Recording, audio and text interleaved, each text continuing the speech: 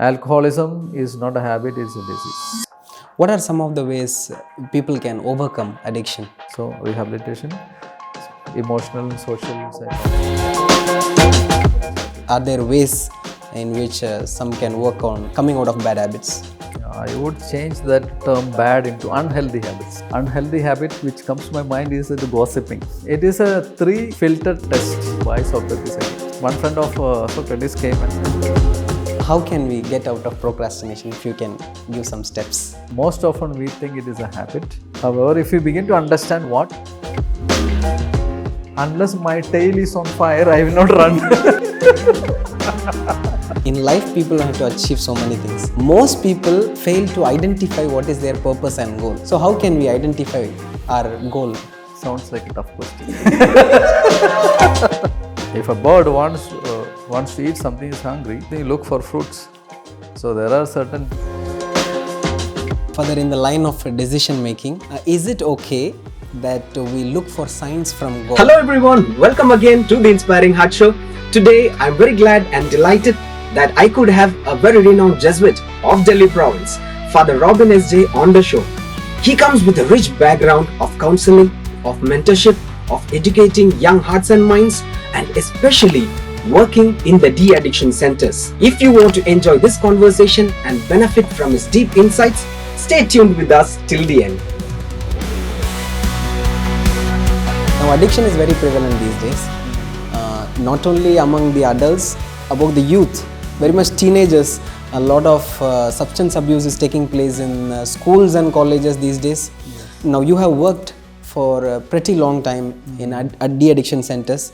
What are some of the major causes of this addiction? What many people do is that being in your own bubble.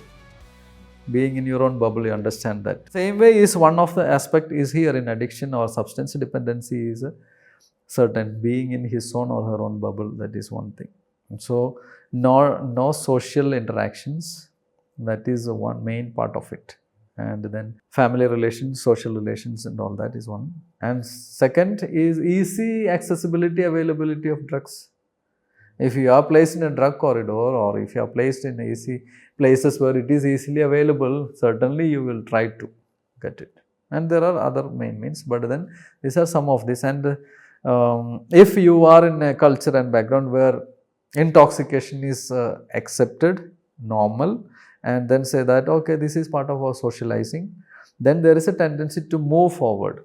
Okay, this is a social reason I am saying. So that also could add up to. So now I tried alcohol, now let me go for higher, so-called kick. Yeah. Then because the brain functions in a way that there is a tolerance level for brain. So when we reach that tolerance level, it will look for another level. It will go higher and higher. The same way, this also is tested, and then becomes like hooked onto it and then go on living that. What are some of the ways people can overcome addiction? Is only de-addiction center the only way, or is there any other way also? Because there are different levels of addictions and stages like that. No? So at which stage you have reached, depending on that, you will have to have like real treatment. Because alcoholism is not a habit, it's a disease. That is what we understand. Same way drug addiction is not just for one time it happened. And then maybe one time it happened, you got hooked onto it, you cannot come out on your own because your system has been altered. And then you need real medical treatment and guidance, not only using chemical induced treatment, but also psychological treatment also goes along. Rehabilitation process also go along. So all these are different dimensions for that. So rehabilitation, emotional, social, counseling support, family members support, chemical induced treatment support, then removing that person from that particular background where drugs are easily available. So all that. Then there is a stage-wise, stage-based treatment modules are there. It has to be followed. Is addiction genetic? There may be proneness, they call it proneness. No, if a son or if a person is alcoholic, that proneness can be passed on. He can be susceptible easily to the So to sons or the offsprings. So when that particular aspect is there, then it can be like part of passing on to one generation. It is called intergenerational passing on this habit, all these aspects of one's experience to the next one. Further, when we talk about addiction, addiction is something very strong. To a lighter note, there are bad habits on accumulation of which sometimes you can end up in addiction. Now, when we are into bad habits and when a person is aware of it, how a person can come out of it? Are there ways in which some can work on coming out of bad habits? Yeah, I would change that term bad into unhealthy habits. Is that okay? Oh, yeah, perfect. That sounds more positive. Yeah. Thank you. An unhealthy habit can only be replaced by healthy habit. Okay. Darkness replaced by light. Same way, unhealthy habit can be replaced only with the positive, healthy habits. That is must. It's not just getting rid of anything. No. So that is one thing. So inculcate a positive habit, healthy habit in place of a negative, toxic, unhealthy habit. That is what mainly. And self-awareness, that is at the practice level I mentioned. Self-awareness that this is harming me, that has to be there in that person's mind and heart. Okay. That will to do has to be there. Will to do or will to take action has to be there. Then only that happens. Third, again, help. Even in the changing unhealthy to healthy habits doesn't happen in vacuum. That's why rehabilitation, which I mentioned, social support I mentioned, support from family members and friends are needed. For example, bullying. Is it a healthy habit? Unhealthy habit. We know it is unhealthy habit. It can be stopped only that it is there in that child or in that person or an adolescent, that bullying is there. Even in adulthood also bullying is there, which is exhibited and expressed in different ways and means. We may not think about adult bullying. There are different terms in that one, in psychology and other fields. But then let us focus on children's bullying and adolescents bullying. It needs to be dealt with or handled from a multi-perspective kind of approach. Not only just a one-on-one way. Put in positive habits, bring in self-awareness, also bring in awareness in the parents, teachers, children that this is bullying and it is unacceptable. It is non-negotiable that everybody respect everyone. All these aspects have to be brought in. Even use legal aid.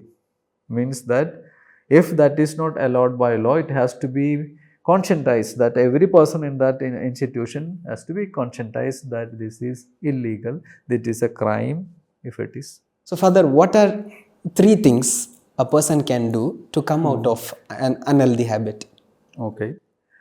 What comes to my mind is unhealthy habit, which comes to my mind is gossiping. Rumor mongering. Okay. Yeah. People are very good at it. Like, add masala and spread the news. Add masala and spread the news. Or, hi, Romero, you heard about him, about that person, this person. No, tell me like that. You add masala. That is gossiping. It's like that. So, it is a 3 filter test, okay, by Socrates again. Okay. So happened that one friend of Socrates came and said that you heard about this thing, about this person. Wait. He said, wait. Before going to tell me what you are going to tell me, I will say 3 things. If it is going through these 3 things and proves, then only you tell me. So, is it what you are going to tell me, is it true? Is it true? So he said, no, I am not sure it's true. Then don't tell me. Is that what you are going to tell me is good about that person, or does it do any good to me? I am not sure.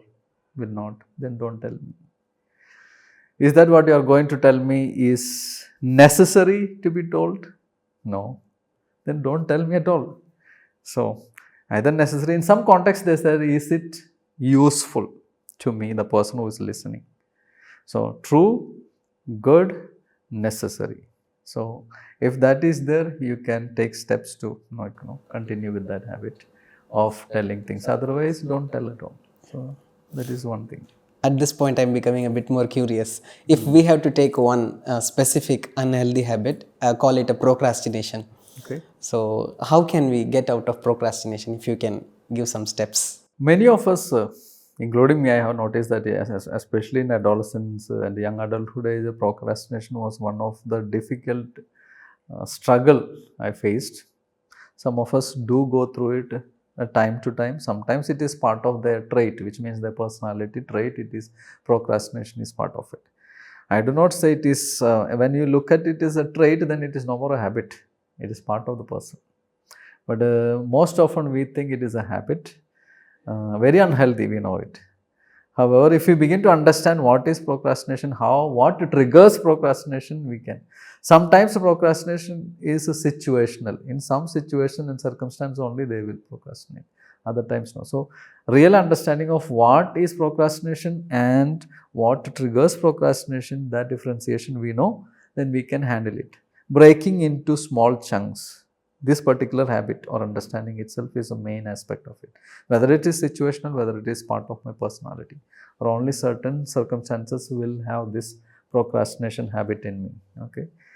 Now there are different subdivisions of this kind of procrastinators which who practice procrastination. So if I can identify, some people are there, no, they are perfectionists. So what happens, unless I find a perfect answer and perfect way of writing this assignment, I will not even begin. I want to get all perfect things like that.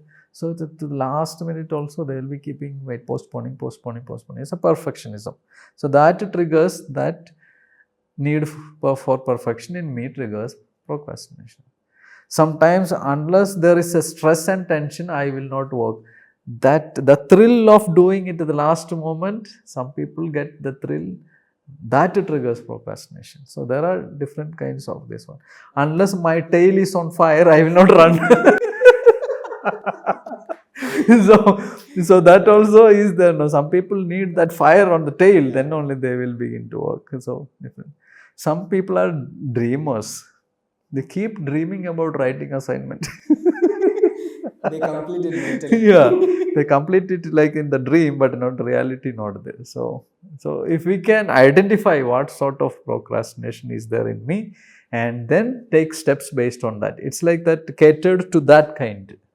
Okay, so we know self-awareness, identifying what triggers and what sort of procrastination is there in me. Is it circumstantial or is it trait part of it? And then you take steps.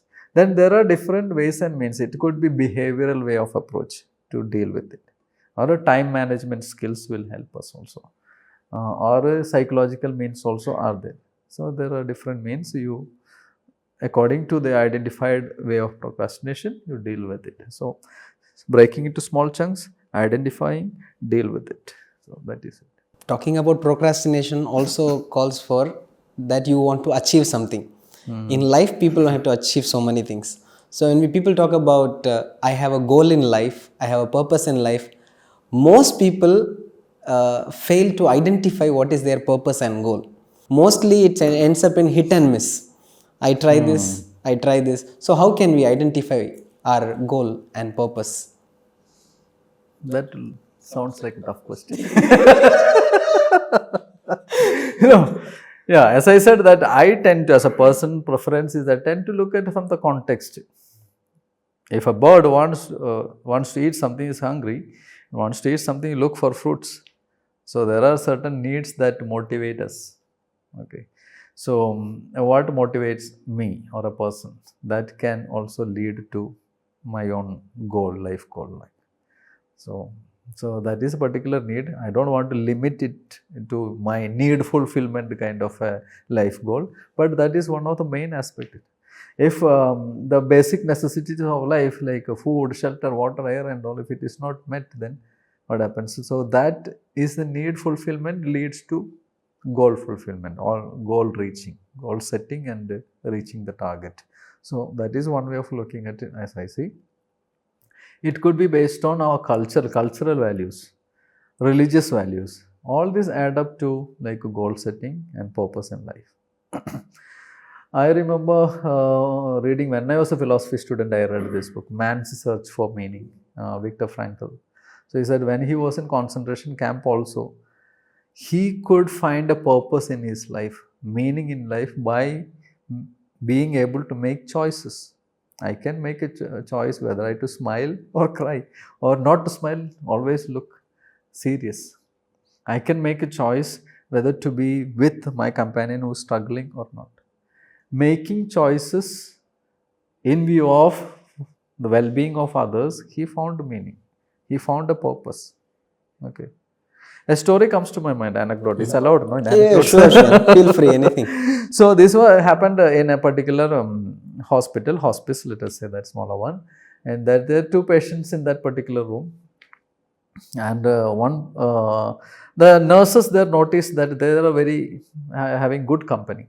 So one patient was close to the window, able to move about from the bed to the windowsill, and close to the window, sit on the chair and look through that and all.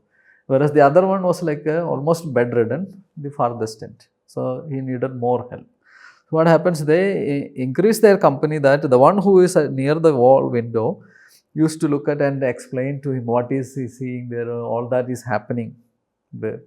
And then he found a purpose for sharing everything with this. And he found a purpose in that given situation, that listening to him, and then, oh, how nice it is, all that.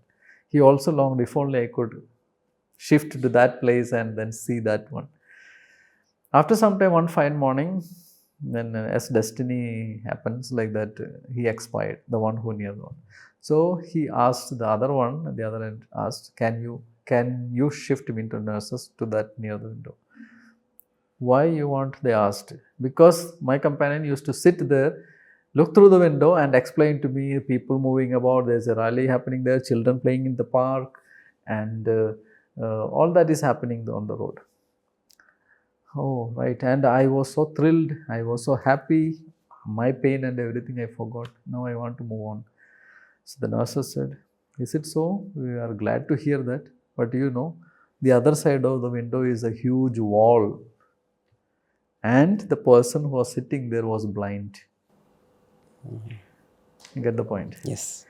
So the purpose each one finds from that given context and experience is the choices that we make also gives a kind of purpose, and it leads us to that kind of a goal that we have.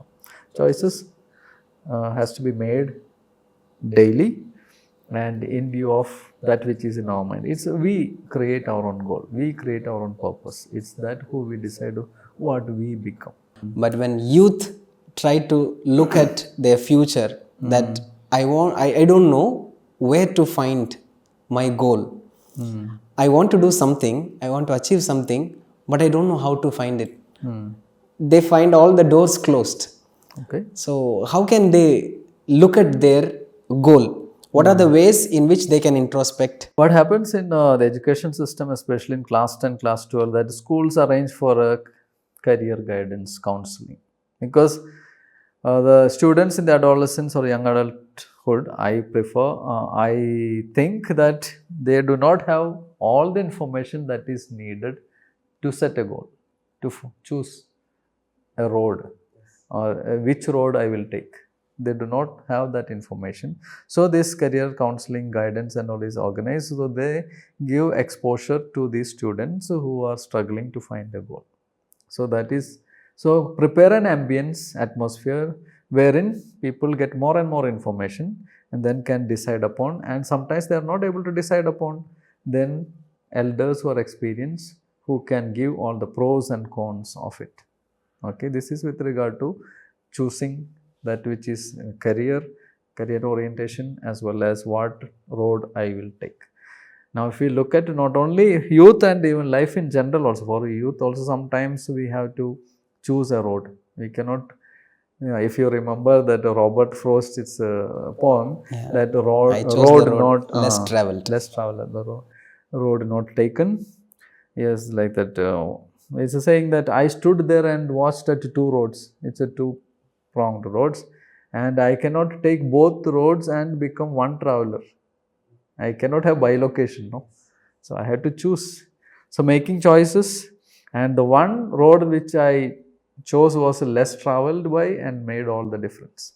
So we will need to be ready to take risk. Eventualities that will come, that disposition had to be there also when we are going to take the road. But the main thing is that making choices, informed choices. Means career counseling, I said, there are a lot of information given to them. Based on the informed choices we have to make, be it in a friendship, relationship, social interactions, career, life journey, spirituality, all informed choices. And that which means you, the person standing there, is not standing in a vacuum in relationship to all this. Further, in the line of decision making, finding goals or finding purpose, is it okay that we look for signs from God when we make some profound decisions in life? Or is it considered superficial? So as you yourself mentioned, it is a profound experience and decisions, real life decisions. So in those matters, certainly we can ask for signs from God. It is not, some people say it's blind faith, it is not based on reason and all that. What comes to my mind is that if you happen to see the new movie or last year's movie, Conclave, I don't know whether you watched it. I have about popes. Election of popes. Happened to watch that. And that one, the Dean of the Cardinals gives a speech, if you remember that. During homily, he gives a homily. Yeah. So in that one, that if we are certain about anything and everything, there is no space for or place for mystery. There is no place for God. There is no place for faith. Faith is a leap into the unknown. So like that. So in that context, I want to say is that there are uncertainties in our life, faith life, spiritual life, daily living, practical life also, uncertainties are there. So we, as I mentioned in the previous questions, answers to previous questions, we need help from others, information from others who know better, mentoring. We can get mentored by God. Why not? Because we believe in a God who is intervening in the life of people. So if we have a God who intervenes and guides people, certainly we can ask for guidance, and that is what I see. Ask the divine spirit for guidance. It can come through different means. It can be coming through a well-meaning friend, or for us Jesuits coming through superiors, companions, anyone. Only we have to use the discernment tools. For us Jesuits, it's the discernment tools. But for all Catholics, this is available to all Catholics and Christians also, discernment. But certainly we can ask for signs, and that is given also for many people. If we look into the scriptures, I am not a scripture professor or theologian, but fact that we are religious and a priest. So now that we have got different signs and symbols got from God. Example of Gideon, Moses, different people it is good. They'll say that it is 4,000 years back, 2,000 years back. What about now in the modern age? God is God the same. Yes. But it depends on, we need to have eyes of faith to see that one and experience it. That's called God experience.